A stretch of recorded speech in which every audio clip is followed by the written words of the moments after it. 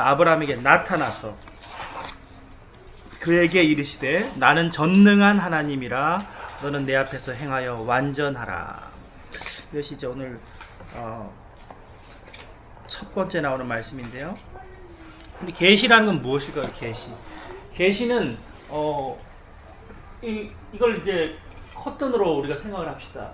커튼이 젖혀 열리다 하는 것이 이제 원어적 뜻이에요. 계시는 리버레이션, 영어로는 그렇게 하는데, 이 바깥이 안 보이잖아요. 커튼이 쳐져 있으면. 근데 커튼이 열리면 보이잖아요.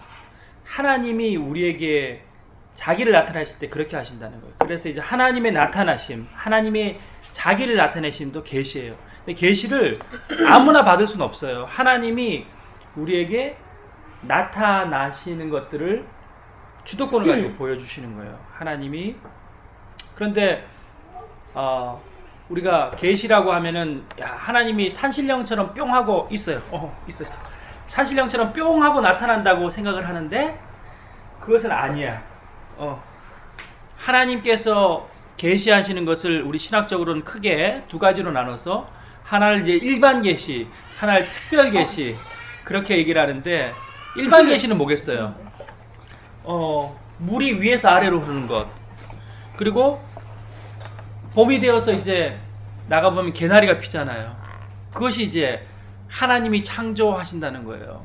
그래서 서울여대에 있는 장경철 교수님, 목사님은 책 제목을 아주 은혜롭게 정했어요. 개나리는 근심하지 않는다. 개나리는 근심하지 않는다. 그 책의 내용은 단순해요.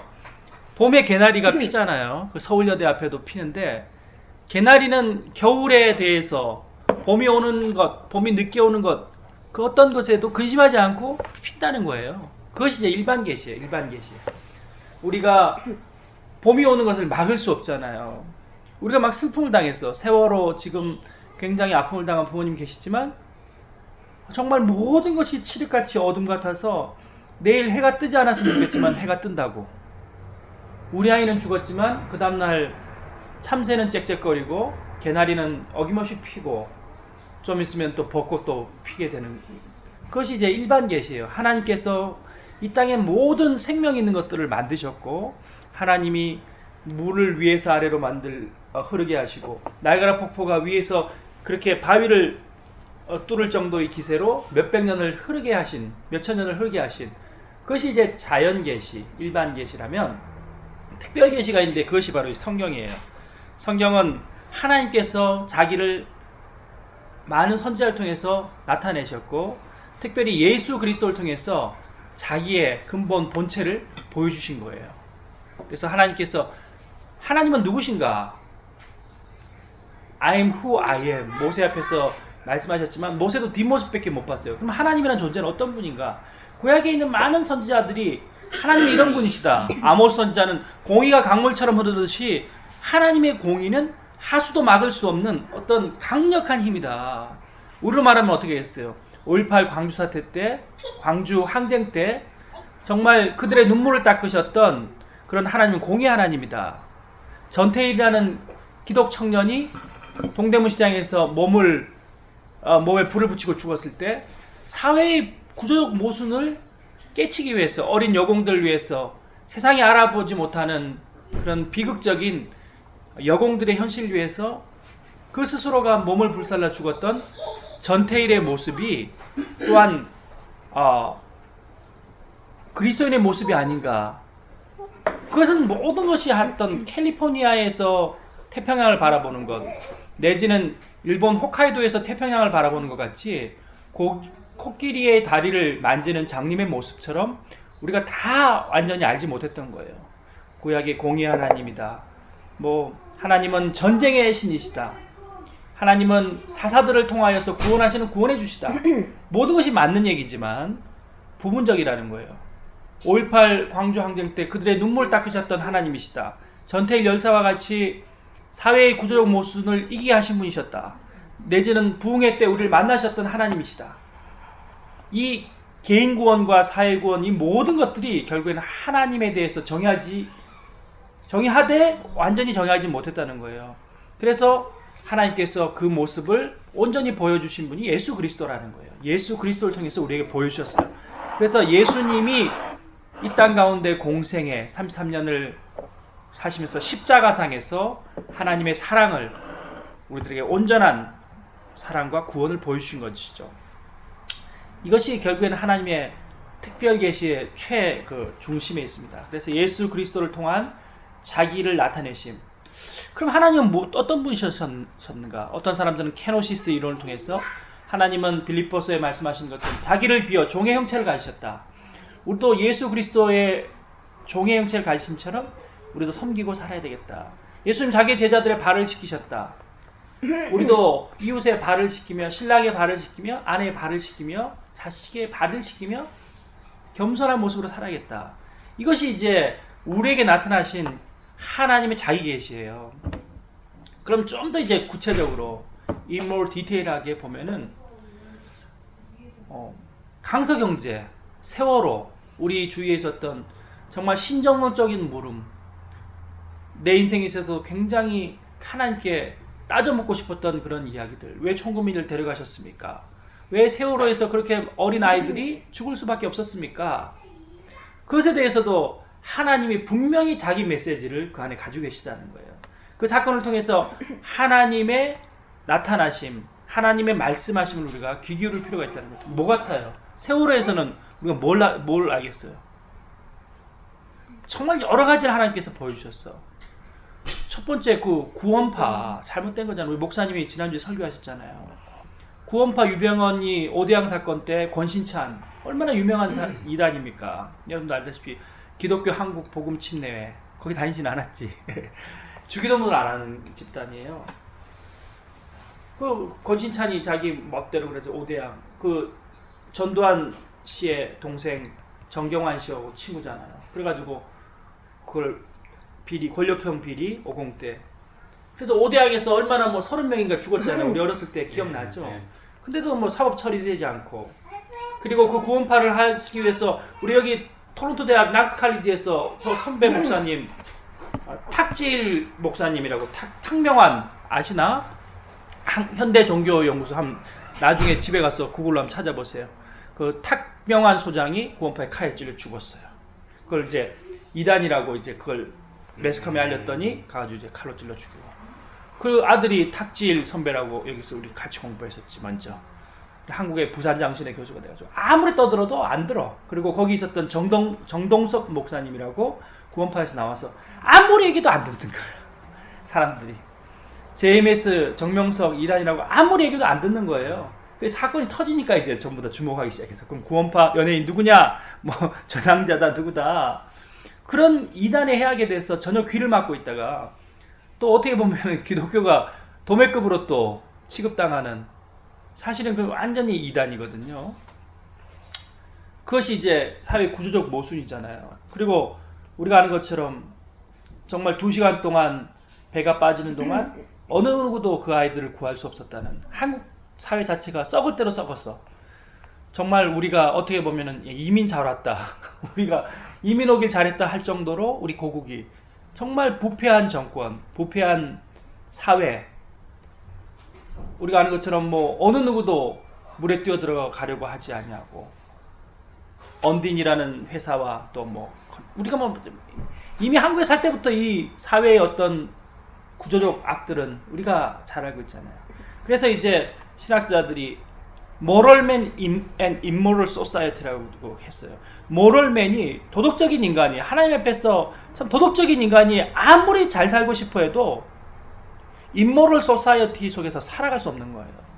그래가지고 거기 이제 임온유 목사님의 아들 임요한이라는 아이도 죽고 저희 선배인 안산제일교회 고운 목사님네 교회에도 중고등학생들 14명이 죽고 그리고 또 지금 촛불 기도회를 하고 있는 친구는 안산에 있는 그 노동자 농민을 위해서 일하는 후배 목사예요. 그 신문에도 나더라고. 그 우리 집사람 동기인데 그 목사가 이제 촛불 기도회를 하고 있어요.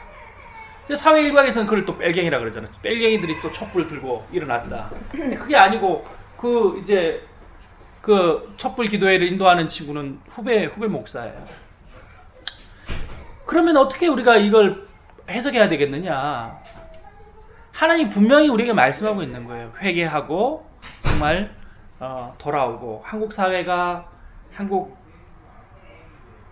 그런 이 정권이 구조적인 어떤 모순과 부패 속에서 하나님 앞에 돌아오라고 분명히 말씀하고 계신 거예요. 그런데 만약에 그 구조적 모순 속에 살아가고 있다면 우리가 우리 개인의 구원 있잖아요. 내가 해민자매, 외손자매에게 복음을 전하는 것, 이것도 참 중요하지만 우리가 밸런스를 지켜야 되는 게 십자가 1계명, 2계명, 3계명, 400계명 하나님과 나와의 관계잖아. 하나님과 나와의 관계 잘 돼 있다고. 그렇지만 나와 이웃과의 관계가 어디 있냐고 하나님 물으시는 거예요. 첫 번째 질문이 뭐예요? 하나님이 아담아 네가 어디 있느냐? 이것이 창세기에 나타난 하나님이 우리에게 첫 번째 하신. 근데 하와의 꿰매에 빠져서 내가 뱀의 유혹을 이기지 못하고 선악과를 먹다가 내가 숨었나이다. 벌거벗음을 알고 숨었나이다. 그렇게 하잖아요. 첫 번째는 우리가 하나님과 우리 인간과의 관계예요. 두 번째는 뭡니까? 5계명 내 부모를 공경하라. 살인하지 도둑질하지 말라. 이것은 나와 이웃과의 관계를 말하는 거예요. 하나님이 창세기 4장에 물으신 건 뭐예요? 가인아 네 아우 아벨이 어디 있느냐? 아벨을 시샘해가지고 돌로 쳐 죽였잖아요. 내가 동생을 지키는 자이니까. 하나님 두 번째 우리에게 물으시는 것은 나와 하나님과의 관계뿐만 아니라 나와 이웃과의 관계를 말하는 거예요. 내가 이 사회 속에서 어떻게 사회의 구원을 위해 노력하고 있는가, 그걸 이제 묻고 있는 거죠. 그러면 5.18 광주 민중항쟁 때 많은 사람들이 그렇게 죽어갔는데 나는 서울 살아서 괜찮다, 나는 대구 살아서 피해 없다, 그게 바른 그리스도인의 모습이 아니라는 거예요. 그런 사회 악들이 결국에는 구조적 모순이 되고 계속한 부패 정권이 돼서 결국에는 우리가 뽑았는 대통령 때문에 우리가 그렇게 되고 있는 거잖아요. 그렇죠? 참 그런 것들을 바라볼 때 이 개인 구원과 우리 사회의 구원, 이 밸런스, 십자가로 말하면 수직적과 수평적 차원이 버티칼과 이 호라이전탈이라는 이 두 가지의 차원이 결코 떨어져 있을 수 없다는 거예요. 이 밸런스를 맞추는 것이 참 중요한데 하나님께서는 우리에게 이 속에서 예수 그리스도의 십자가, 사회 속에서 그리스도인을 어떻게 살아야 되는지를 우리에게 분명히 말씀하고 있다는 거예요. 그럼 우리 친구들, 지체였던 우리 강석 형제에게는 하나님이 또 어떤 사람일까요? 어떤 분일까요? 하나님 사람은 아니시지. 어떤 분이실까요? 우리가 거기에 대해서는 또 개인 구원의 차원에서 우리가 또 접근해 봐야 돼요. 내 안에 있는 참 여러 가지 아직 풀리지 않는 게 하나님한테 물어봐야 될 게 참 많아. 우리도 경험했지만 우리가 아는 것처럼 준하라고 지었어. 우리 그래가지고 베이비 샤워 때 우리가 기도하고 그리고 우리가 축복해 줬는데 그리고 데니엘이라고 지었는데 아예 태어났을 때 검은 옷을 입은 도인이 나타났다는 거야. 그리고는 아이의 이름을 총금이라고 지어라. 깨림직하더라고. 우리 모두가 그걸 느꼈을 거예요. 그죠? 도인을 믿어서는 안 되지. 그럼 우리도 아직 몰라. 영적인 것을. 우리 더 깊이 기도하고 결국에는 천국에서 하나님 앞에서 만나서 하나님께 여쭤봐야 될 일이지만 그런 모든 것들이 어떤 깊은 영적인 문제가 있다. 그리고 좀 더 우리가 정직하고 하여튼 강석 형제한테도 모든 것들이 이제 하나의 교훈으로 삶으로 나타나겠지만 그래서 좀 더 정직하게 또 이렇게 내가 했으면 숨기려 하는 마음이 없었으면 또 살릴 수 있었을 수도 있었던 그런 많은 또 정황들도 있었어요. 아이가 그리고 또 언어도 안 되고 한국에 있었으면 하는 그런 여러 가지 문제들이 참 우리 안에 굉장히 복잡하게 우리 앞에 이제 놓여져 있다는 거예요. 그 속에서 하나님이 무엇을 말씀하시는지 내가 잘 발견해야 된다. 하나님 앞에 예민하고 하나님 왜 이런 일들이 우리 앞에 있어졌습니까? 사실 죽은 아이들은 그 순간에 죽었지만 세월호 하나님 그러면 이 남겨진 자는 어떻게 살아야 되겠습니까?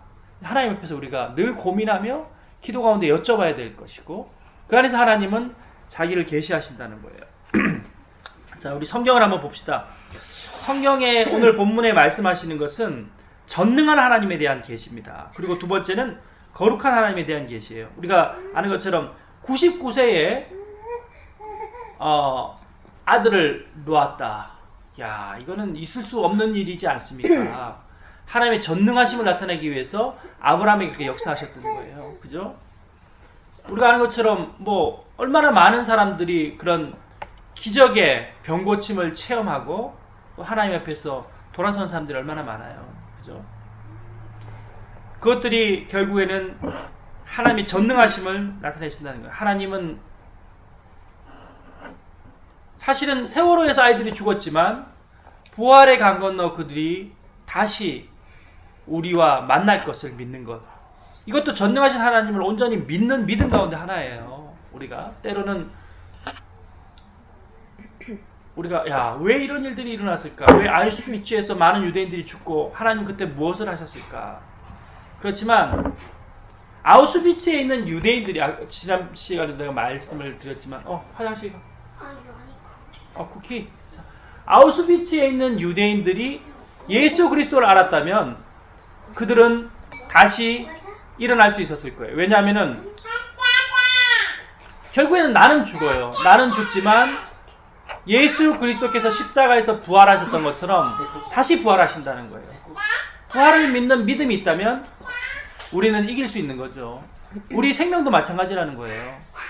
사실은 덧없이 왔다가 죽고 저번에 목사님께서 설교하셨지만 죽는 그 순간에 우리가 때로는 하나님을 부인하기도 하고 아무리 잘 믿던 사람들이 죽음의 공포 앞에서 하나님 나라가 보이지 않는다고 할 때가 있지만 그 마지막 순간 그 순간이 언제가 될지라도 부활의 하나님께서 우리를 살리실 것이라는 것을 믿는 것 그것이 우리 믿음의 사람들의 삶이라는 것입니다. 그래서 하나님께서는 첫 번째 완전하심을 계시하셨고요. 두 번째는 하나님의 거룩하심을 계시하셨다는 거예요. 우리가 살펴보면 아는 것처럼 이스라엘 온 회중에게 모세를 통하여 하나님께서 말씀하셨는데 레위기 19장 1절에 너희는 거룩하라 여호와 너희 하나님이 거룩함이니라. 하나님의 자녀된 우리는 거룩해야 된다는 거예요. 때로는 우리가 거룩하지 못하게 살아갈 때가 있습니다. 그때는 어떤 때인 것 같아요? 그때는 끝날 때예요. 예수 그리스도의 빛과 소금의 역할을 감당치 못하는 자는 발에 발피움을 받는다. 사실은 매스컴에서 얼마나 많은 교회에서의 어떤 어려운 일들이 방영되기도 하잖아요. PD수첩에 어떤 목사님이 어떤 뺑소니 운전을 했다. 그건 그냥 끝난 거라고 보면 돼요. 내가 군에 있을 때 내가 전도사 시절에 우리 담임 목사님을 청빙을 하는데 어떤 집사님이 한 아주 훌륭한 목사님을 추천하셨어요. 그래서 난 모르고 이제 우리 집사님들한테 추천을 했죠. 그런데 그분이 알고 봤더니 뺑소니 순간 아니겠어요, 그죠? 우리가 운전하다 보면 사람을 쳤어. 그 조용기 씨인가 그 사람도 녹음되고 미안한데 뺑소니 아니에요, 뺑소니. 사람을 쳤는데 사람을 뒤에 태울 것인가? 그냥 악셀레터를 밟아서 갈 것인가? 그 순간의 선택이라는 거예요. 그렇지만 그 순간에 내가 거룩성을 잃었다는 거예요. 그 선택의 순간에. 그럼 그 사람은 목사로서뿐만 아니라 그리스도인으로서 생명조차 끝난 거예요. 우리도 마찬가지예요. 순간이에요, 순간. 우리가 이런 일은 분명히 없겠지만 손님이 이렇게 홀 서빙을 하고 있는데 손님이 핸드백을 놔두고 간 거야. 본 사람이 아무도 없어. 근데 딱 보니까 두툼한 이 봉투가 삐져나왔어. 주머니 성 넣고 그 핸드백을 경찰에 신고했다. 그 순간에 이미 나의 생명은 끝난 거예요. 내 도덕적 거룩한 생명은 끝났다고 봅니다. 그 순간이 내 그리스도인의 생명이 끝나는 날이다. 항상 근데 그런 순간은 우리 앞에 다가올 수 있어요. 운전하다가 아니면 회사에 있다가 결정적으로 사단은 그렇게 방심하는 사이에 우리의 거룩성을 공격하고 우리를 더럽힌다는 거예요. 더 극단적인 예를 들어서 얼마나 많은 일들이 있겠습니까? 갑자기 아이러브 스쿨을 통해서 내 국민학교 때 초등학교 때 여자친구가 전화를 한다는 거야. 갑자기 내 앞에 이제 우리 마누라 얼굴이 떠오르고 아이들이 얼굴이 전화를 끊어야지. 그 순간이 바로 내 거룩성을 간다. 특히 밴드가 요즘 굉장히 문제래요. 밴드를 통해서 국민학교 친구들이 만나자. 너도 토론토에 있었니? 나도 토론토에 있었다. 우리 차 한 잔만 딱 하고 차 한 잔 하고 나면 2차에 술 한 잔 해야지. 그 순간에 나는 거룩성을 잃게 되는 거예요. 내 생명 또한 끝나게 되는 거라니까. 자, 들어가세요. 자, 어린이들은 들어가세요. 자, 그렇기 때문에 하나님께서는 우리 그리스도인들이 거룩해야 되고 하나님이 거룩한 것처럼 거룩해야 된다고 계시하십니다. 세 번째, 하나님은 변함이 없어요. 그래 말라기에서 이렇게 말씀하시기를 여호와는 변하지 아니하시니 너희는 너의 규례를 떠나 살지 말고 돌아오라 이렇게 말씀하셨어요. 여러분 한번 보세요. 우리 부모님이 어떠세요? 내가 엄청난 잘못을 저질렀어. 쉽게 말해서 추석 명절이었다. 그런데 야, 너 왜 남자친구도 없이 이렇게 너 혼자 이거 뭐냐? 큰아버지 큰애삼촌 오실 건데 너는 왜 이렇게 재주도 없어? 내가 처자라면 그렇게 남자라면 야 너는 군대도 갔다 온 녀석이 왜 변변한 직장조차 없어? 너희 삼촌들 오면은 너 뭐라고 얘기할래? 그 말을 듣고 내가 분기탱천해가지고 어머니 다 때려치워야 난 이 가정이 살지 못할 거예요.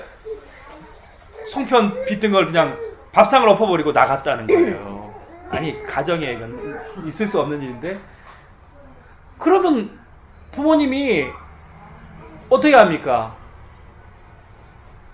야, 이 녀석 공부와 취업에 대한 스트레스가 많구나. 시집에 대한 스트레스가 많구나. 그렇게 생각을 하고 품어주시잖아요. 우리에게 남겨진 건 뭐예요? 돌아오는 것밖에 없어요. 아버지나 어머니는 용서하세요. 무조건 용서하셔. 그런데 이거 좀 어려운 얘기지만 시누이, 시아버지, 며느리야 내가 송편을 썰고 있는데 시어머니가 야 이거 뭐 빼딱하게 너 어디서 그렇게 배운 너 이거 손재주가 이것밖에 안 되냐? 칼을 여기 딱 꺾고 나가버려. 그럼 끝나는 거. 왜 그렇겠어요? 시누이가 떡국에 왜 김 안 뿌렸어? 계란하고 왜 김하고 안 넣었어? 밥상을 엎었다. 끝나는 거. 왜 그렇겠어요? 단 하나예요. 피부치가 누구냐는 거지. 결국에는 사회생활도 마찬가지예요. 사회생활에도 한마디 했다. 끝나는 거예요. 마찬가지야. 사회생활에도 내가 참아야지.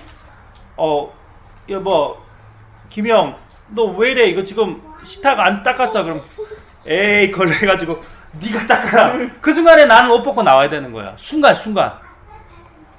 근데 부모님은 괜찮다는 거예요. 부모님이 엄마가 야 녀석아 왜 또 걸레 진짜 안 했어? 그럼 에이 엄마가 해. 걸레 던지고 나왔다고? 그날 저녁에 들어갈 수 있을까요? 못 들어갈까요? 들어갈 수 있는 거야.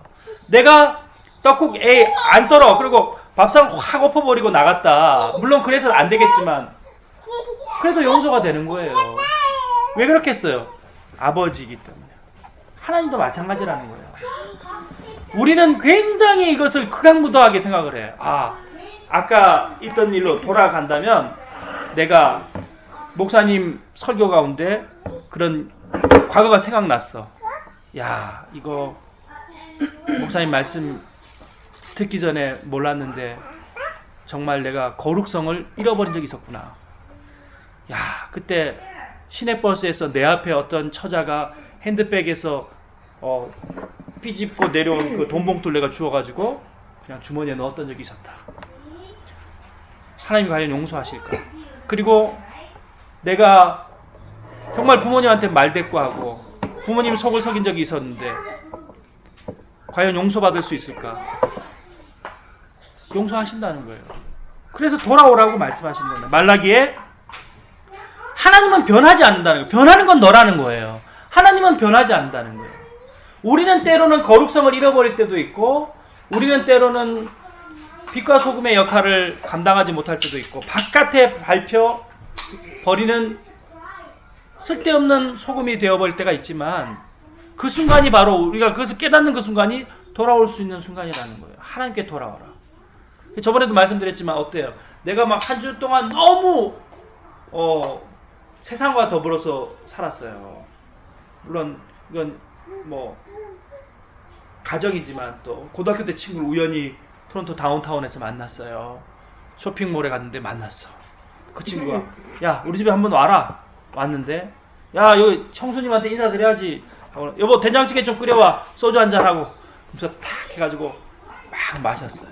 그래서 토요일날 너무 정신이 없이 막 코가 삐뚤어지도록 토요일날 마셨어. 그 친구하고 집에 왔는데 정신없이 잤어. 근데 주일날 이제 1시가 됐어요. 왜 그린 교회 가야 되나. 아이고 내 숙취 때문에 안 되겠다. 말아야 되겠다가 아니고 가야 된다는 거죠. 하나님은 변함이 없으시니까. 하나님은 변하지 않는 분이시라는 거예요. 우리를 향한 사랑도 변함이 없고 우리의 잘못에 대해서도 우리가 회개할 수 있는 조건과 이유는 단 한 가지라는 거예요. 하나님이 변하지 않으시기 때문에 가능하다는 거예요. 우리가 어떤 죄를 물론 그 때문에 더 죄를 지을 필요는 없지만 변함없는 하나님께 돌아오는 것, 아버지께 돌아오는 것. 우리가 마치 어머니 아버지께 명절에 그렇게 투정을 부리고도 저녁에는 다시 내 집으로 돌아오는 것처럼 교회라는 곳이 바로 그런 곳이라는 거예요. 내가 때로는 굉장히 고성을 높였어요. 재직회 때 의견이 맞지 않는 사람과 다투기도 하고 또는 야외배 때 고기 먹는 것 때문에 고기 더 먼저 먹는다고 싸우기도 하고 그렇지만 돌아올 수 있는 것은 바로 교회는 가정이기 때문에 그렇다. 가정이 교회이기 때문에 그렇다. 그렇잖아요. 그죠?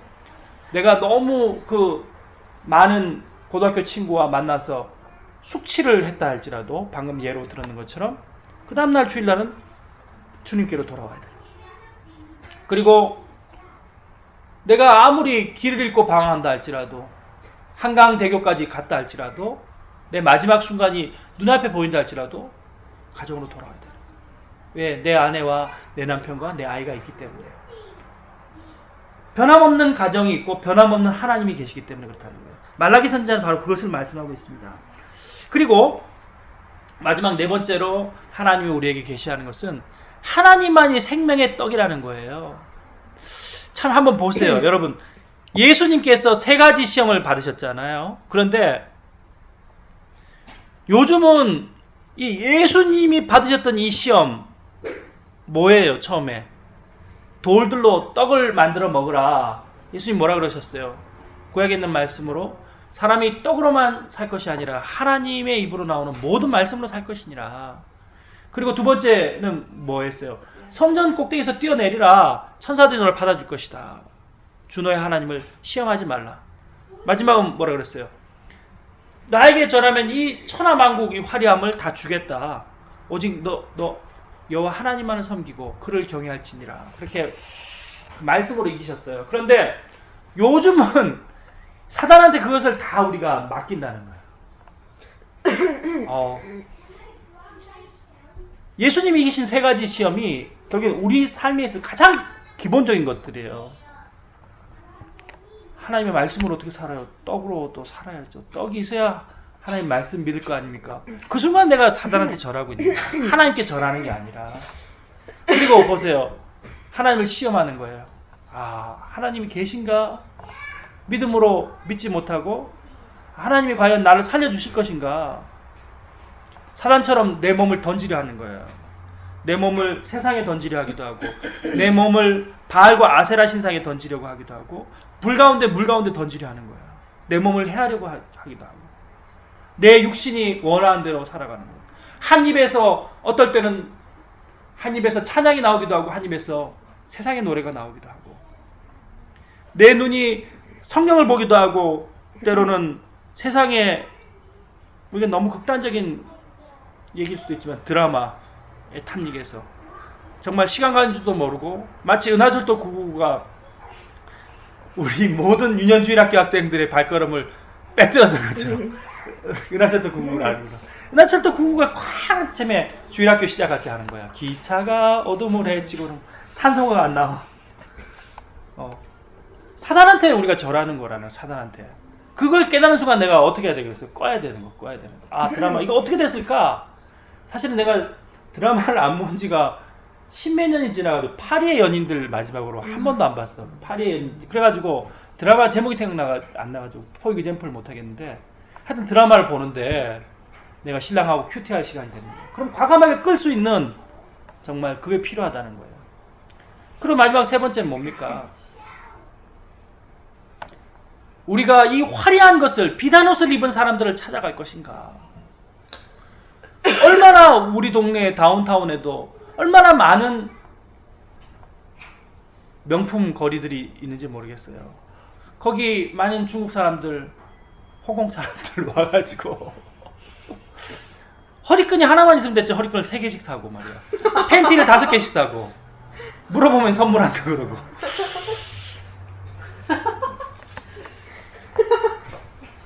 가죽 가방이 있잖아요. 핸드백이. 근데 노란 게 있는데 왜 빨간 걸 사는지 모르겠어요. 사실은 뭐 경험에서 우러나는 말일 수도 있어요. 나도 아디다스가 있는데 나이키를 사려고 하는 마음이 물론 있어요. 그렇지만 그 순간 이제 참아야지. 내가 비단 옷 입은 사람을 따라가고 있었던 것인가? 과연 주님을 따라가고 있었던 것인가? 그걸 다시 한번 이제 되뇌이는 거죠. 근데 보세요. 하나님을 경외하는 사람들은 하나님의 음성에 귀를 기울이고 하나님의 계시하심에 귀를 기울이는 거예요. 야, 내 형편의 바바리 코트는 아니다. 바바리가 아니고 버버리. 야, 이 500불은 더 하나? 하여튼 500불 한다고 가정을 합시다. 버버리 500불이 정말 사고 싶은 거야. 이것만 입으면 내 가을 여자가 될 것 같아. 추남. 그런데 버버리야. 한국에서 너무 비싼데 이 버버리에서는 50% 할인한다는 거예요. 기회는 이번밖에 없는데 그 순간에 내가 사랑하는 할인이와 백호를 그리고 도장에서 땀 흘려가서 도복 하나 더 빨려는 우리 강사범을 생각하는 거지. 아니다. 나는 50불짜리 H&M이 있다. 거기서도 버버리하고 똑같지만 브랜드 없는 버버리가 있다. 그것을 이제 경험하는 그 순간이 내가 하나 옆에 절약하는 삶을 살게 되는 거죠. 근데 뭐 자유하지 못한 것 같아. 나도 이 말씀을 전하면서 나도 좀 자유하지 못한 것 같아. 죄송하네. 자, 그래도 우리는 지나가면서 사고 싶어 하고 메고 싶어 한다고요. 나도 진짜 토론토 와서 처음 알았는 것 같아. 나는 그런 브랜드가 있는지도 몰랐어. 근데 다운타운에 사니까 사실 하나도 매보진 않았는데 헤르메스라는 넥타이가 있다. 헤르메스. 그래가지고 보니까 헤르메스 돼 있는 거야. 근데 난 몰랐어. 그게 헤르메스가 뭔지 버버리가 뭔지. 진짜 미국 가서 처음으로 폴로라는 브랜드도 알았어요. 뭐 폴로가 명품은 아니지만. 그래서 그 명품이라는 브랜드를 아는 순간에 보니까 많은 사람들이 헤르메스를 하고 있는 거야. 선배 목사님, 장시에 동문회 갔는데, 후배 목사, 이게 헤르메, 그러니까 후배가, 선배님, 헤르메스 넥타이 하나는 있어야죠. 그렇게 말하더라고. 그 순간에, 나 헤르메스를 안 매는 나는 무엇인가? 나는 왜 동대문 시장 거를 매야 되는가? 그 순간에 이겨야 된다는 거죠. 헤르메스는 아니다. 우리 집 식구가 몇 명이 5명인데 내가 헤르메스를 낼 수는 없다. 그 헤르메스 하나 살 돈으로 요한이 추리닝 바지 하나 사주고 유진이 잠바 하나 사주고 시온이 머리띠 하나 사줄 수 있겠구나. 그 순간에 그 유혹을 이겨야 된다는 거죠. 자, 이것이 바로 하나님의 우리 삶 가운데 역사하시는, 행하시는, 말씀하시는 하나님의 계시의 응용들입니다.